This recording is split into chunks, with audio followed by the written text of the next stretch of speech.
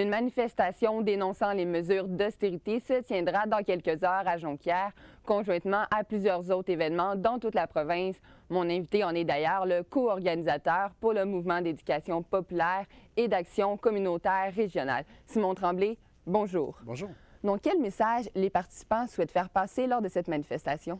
Ben, nous sommes le 31 octobre, donc le sujet et la thématique est d'Halloween. L'objectif, c'est le thème de la manifestation, c'est l'austérité, une histoire d'horreur. C'est que tous les hausses et tout, en fait, les annonces là, de coupures gouvernementales qui ont été annoncées durant les derniers mois, ça entraîne en fait des répercussions pour les gens qui sont en situation de vulnérabilité et de pauvreté, donc aussi pour la classe moyenne inférieure et aussi pour le développement des régions. Donc, c'est un appel en disant qu'il faut faire attention.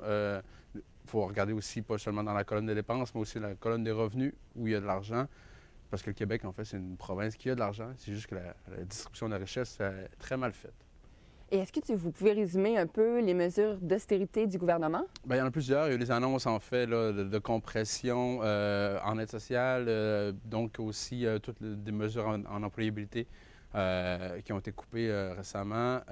On annonce aussi des fusions, en fait, avec les CHSLD, les CRDI, en fait, les centres de jeunesse, les hôpitaux. On va fusionner, en fait, certains programmes. Donc, les groupes communautaires, en fait, avant, il y avait des enveloppes régionales, comme, mettons, pour le territoire de Jonquière. Maintenant, ça va être pour tout l'ensemble du territoire de la région. Fait que donc, on va créer un monstre administratif, puis ça va être plus difficile, en fait, d'avoir de l'argent. Et c'est entre autres ça, en fait, les coupes, mais il y en a plusieurs là, qui sont annoncés. Il y a beaucoup de ballons politiques. On ne sait pas trop qu'est-ce qui va être à la fin, là, qui va être coupé ou qu'est-ce qui va être tarifé et augmenté. Et pourquoi vous qualifiez l'austérité d'un peu d'une histoire d'horreur? Bien, parce qu'en fait, il faut savoir que l'austérité, il y a eu des exemples, en fait. Donc, en Grèce, notamment, en Espagne, où il y a eu des grosses mesures d'austérité qui ont fait, ça a amené, en fait, les populations de 25 à 35 ans là, à connaître là, un taux de chômage d'environ de 50 à 60 %. Nous, en fait, si c'est ça, en fait, vers où on va se diriger, en fait, on sait très bien qu'est-ce que ça crée, en fait. Ça crée de la précarité, ça crée du chômage, ça crée de la pauvreté, ça crée aussi des situations problématiques. Donc, c'est des histoires d'horreur, en fait, parce que chaque problématique, ça crée, en fait, ça entraîne, en fait, des situations, des personnes à vivre des situations difficiles. Donc, c'est pour nous une histoire d'horreur. Et je crois que la coalition a fait un peu comme un document avec des solutions. Mm-hmm. Est-ce que vous pouvez nous en parler un peu? Le document s'appelle 10 milliards de solutions.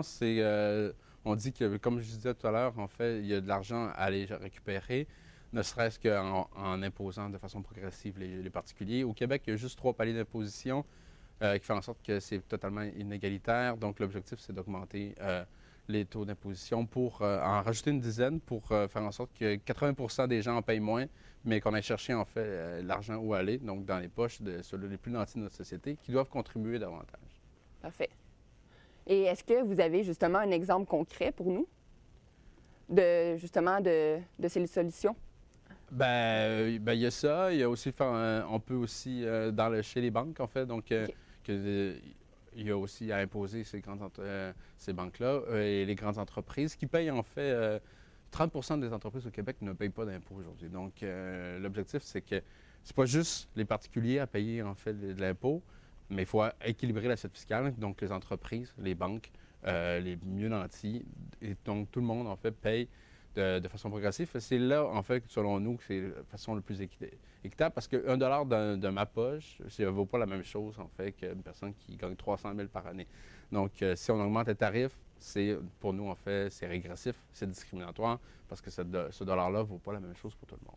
Donc, nous, on dit non à la tarification. On dit les services devraient être de plus en plus gratuits, de plus en plus universels pour faire en sorte que finalement, ces services-là soient accessibles et qu'ils soient payés à la base par le biais des impositions.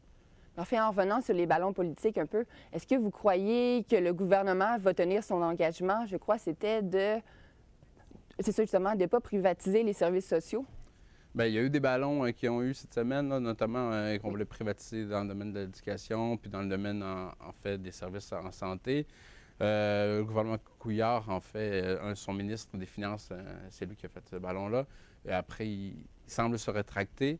Mais nous, on dit, en fait, que c'est pas la solution de pallier, en fait, d'envoyer ça vers le communautaire, parce que ils disent en fait que c'est plus rentable pour eux parce que c'est moins cher, mais il faut savoir aussi que dans le milieu communautaire, c'est des groupes qui font avec très peu, qui a des conditions matérielles et monétaires qui sont très précaires.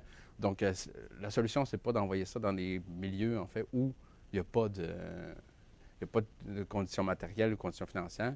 Donc, nous, qu'est-ce qu'on propose aussi, c'est dire, bien, d'un, vous respectez pas notre autonomie quand vous faites ça. Donc, nous, on fait les services selon les besoins de la population. Donc, il faut savoir que les groupes communautaires sont issus, en fait, des besoins de la communauté. C'est des gens qui ont fait pour et par. Donc, c'est du pour et par. Donc, c'est des gens qui se sont regroupés, qui ont décidé de se donner les services. Donc, on ne veut pas non plus être des sous-traitants de l'État pour pallier au trou, en fait, dans les services. Et rapidement, combien de personnes vous attendez aujourd'hui à la manifestation? Bien, sur l'événement Facebook, il y avait 175, 180 ce matin, personnes qui avaient confirmé. Donc, on s'attend environ dans ces eaux-là, un peu plus. Il faut savoir, en fait, qu'il y a des groupes communautaires, la population, puis les syndicats sont invités. Donc, il devrait y avoir une bonne participation. Merci beaucoup. Merci.